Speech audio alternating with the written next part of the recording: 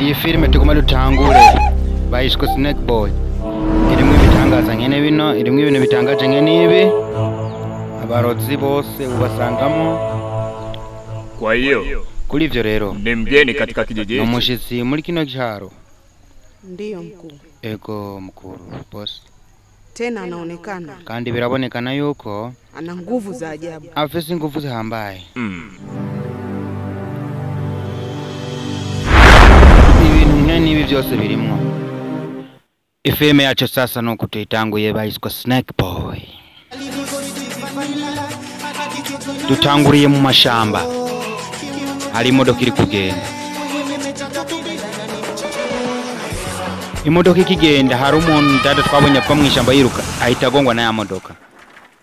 Imodoka tuyibonye iri kugenda mu mashamba igeze mu nzira yakoze impanuka.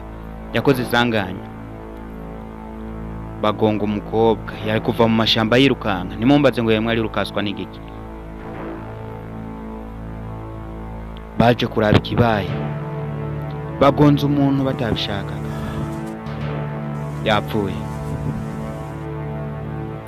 Kumbe mu mashamba hari abantu birukankaga. Ndakeka barimo bari rukaza. Meze gute boss? Yarimo aragerageza kuduhunga ariko acagongwa n'imodoka cyahitapfa. Hari numwe yababonye? Oyaha. Ni umugonzi hamwe n'umuhungu bari kumwe. Uhakikishe bose ubice. Ntuzige ikimenyetso. Ego boss. Kibonge bamurashe. Wamunga kimara kubona bikomeye. Yari rukasi ngo mu mashamba baramukurikiye. Kubera yuko boss avuze ati muhagikishe bose aruko mubice. Bose mubice.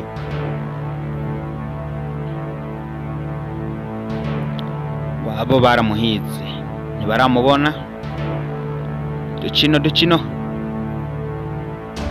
Kumbe wa muhungu ngo wageze mu mazi ngo wari mwaragerageza guhunga. Arimwe aragerageza guhunga. Wabo Dakeka baramubonye ngo babonye arenze. Bauriya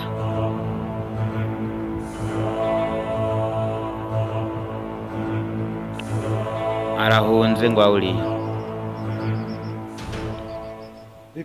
Bimeze gute? Uriya ntumwica? Nta muntu numwe yigeze yinjiye muri kiriya cyaro yinjiyemo ngave mwari muzima. Kuri ivyo rero kwinjira kwiwe muri kiriya cyaro ni nkuko tumwishe. Ngo nta muntu numwe yigera yinjira muri ico cyaro uwo mungu yinjiyemo uwo mungu ahungiyemo ngo ave mwari muzima. Niko bavuze ati kwinjira kwiwe ni nkaho tumwishe. Icyaro ngo ico wa mungu yarakigezemo. Abantu buryo bambara nuko ntumbaze wabo bose bamubonye baratangara.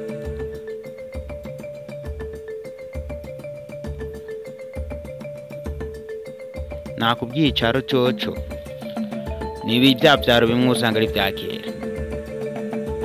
Yinjiye mu cyaro umuntu yinjiye adasohoka. Kwinjira biroroshe, gusohoka nibibazo.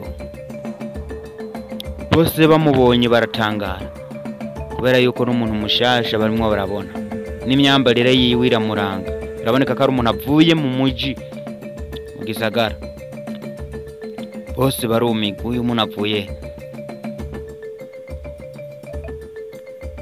Ageze aha harabo yabonye bahagaze hari n'umuntu ajyamye imbere yabo.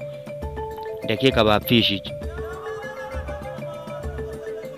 Kigeraho yarabitegereje arabagenda arabagera. Ako kanya hari ibintu bimeze nk'akayaga kumvikana. Wa muntu roho yaramuvuyemo. Mimi sijafa. Jesse napfuye. Ibintu by'ibitambiko ibintu by'uburotiro bya kino kijiji bya kino cyangwa fasha sinapfuye. Wa munga amaso yaratse. Biraboneka afise ibintu by'ibibaraga barazi.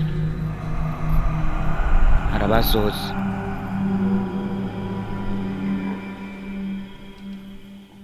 Naam. Nukuri.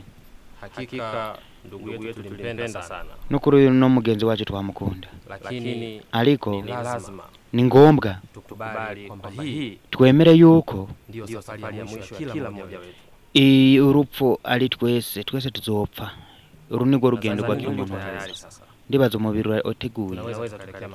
Reka tumutware ku mutima. Oyaha hariko niwe yishuye.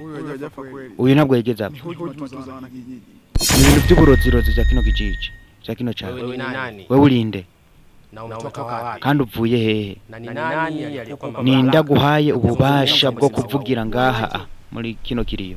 Mureke umumama nibwo yavuze. Mungu nini kifanyike? Tubigenze gute? Nyimba yapfuye ku bintu by'uburozirozi. Niki twokora nyimba yapfuye ku bintu by'uburozirozi bya kino kijiji. Bya kino cyane. Yaregeye wa mubyimba. Akiyashika tu roho yaje iramubwira ati sinigeze mpfa ahubwo n'ibintu by'uburozirozi bya kino kijiji. Abamwirukase nabo bavuze yuko ata muntu yigira yinjira muri kino kijiji ngave mwari muzima. Kuri ibyo kwinjira kuyiwe ni nko kazovayo ari umupfu. Byuka yaramukozeko. Byuka kiro zitatu. Ikiganza cyiwe cyameze nk'icyatsi bose bariruka. Sinzi ngo nigeke kibaye ntumbaza. Wa muntu yarabyutse. Yahise azura umuntu agishika muri ico cyaro. N'umukuru w'ikiriyo yari ikanze. Nawe aragenda.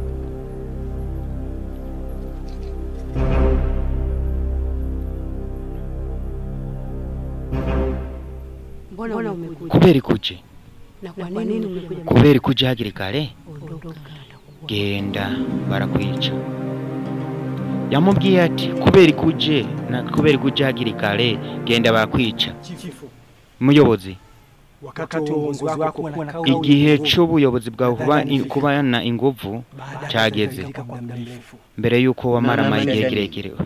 Ushigombye kuvuga iki? Muyobozi hari umuhungu yinjiye muri kino cyaro afise imbaraga zihambaye cyane anaweza kumfufua mtu yashoboye no kuzura umuntu. Ndizera yule mtu alikufa kwa njia arashobora kuzura urya muntu yapfuye ku bintu by'uburozi.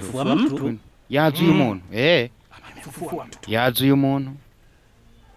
Askari Musirikare ndashaka uwo muntu mumuzane hano byihuse. Umuyobozi yahise avuga ati uwo muntu ndamukeneye mumuzane byihuse mana arashobora ngo kuzura. Igikawa cy'abarozi naco ngwica aho bicaye inama. Kuri ivyo n'umushitsi muri kino cyaro. Ndiyo mkuu. Ego boss. Muyobozi Tena anaonekana kandi birabonekana yuko ana nguvu za ajabu. afise imbaraga zihambaye. Uwo ni ndagomba kuturusha ingufu. Ohoho. Uwo ni ndagomba kuturusha. Ohoho. Sawa. Wa musirikare babwira gende kurondeza uwo muntu afise imbaraga zihambaye. Baje handi yazurira umuntu.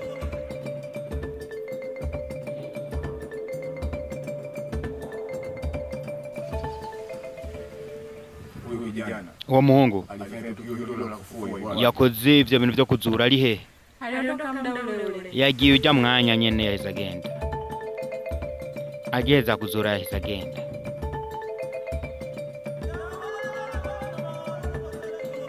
Basubiye inyuma. Umwami umuyobozi yababwiye ati genda munzanire uwo muntu. Baragarutse.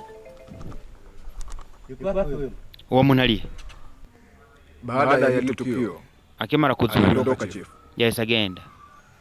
kwani ni tukio alifanya muda gani? None ivyo yabikoze ryari? baada ya tukio ndio nilipokuletea taarifa chief. Akimara kubikora niho nagenda kubwira. Ndizera ntari kure ya Sasa andaa maskari. Kuri ivyo rero tegura abasirikare tugende kumurondera. N'umuyobozi nawe ubwiwe yari hagurukiye bagende kumurondera. Ngwabo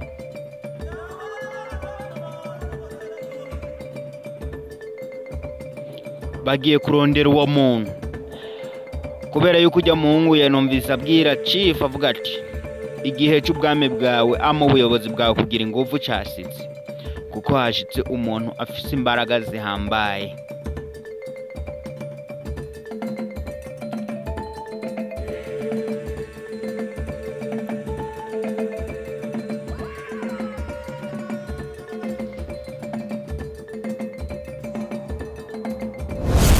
Bakigenda abalozi ama abapfumo amahoro abe kuri wewe muyobozi nawe wawe.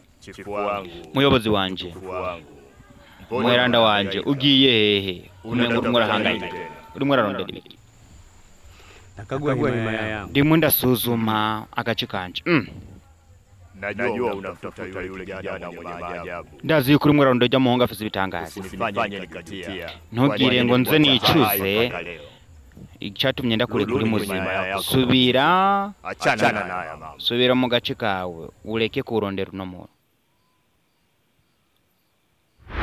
twagiye ohoho dusubire nyuma Chifu. muyobozi Utawala wako unamhitaji sana huyu kijana.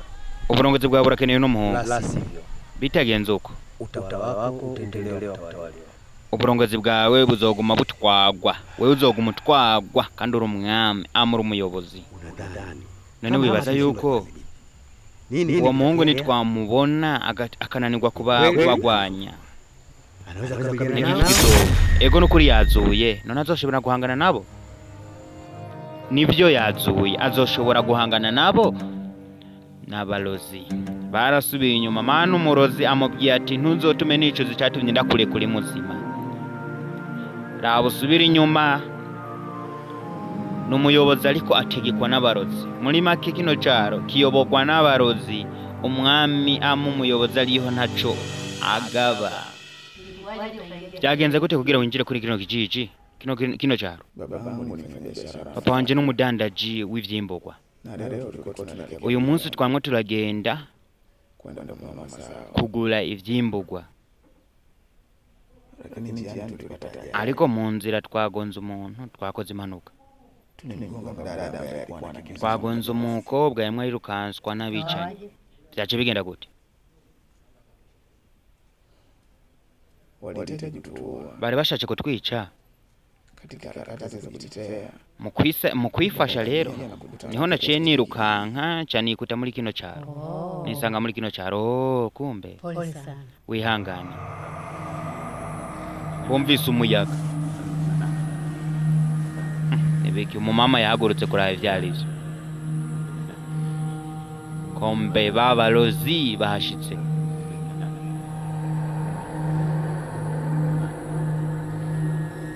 ngwivyo uburyo biraba kubwo rwasase mpaka tumubone iki cyari igice cya mbere episode 1 ne mu gice cya kabiri iki ni igice cya mbere iheze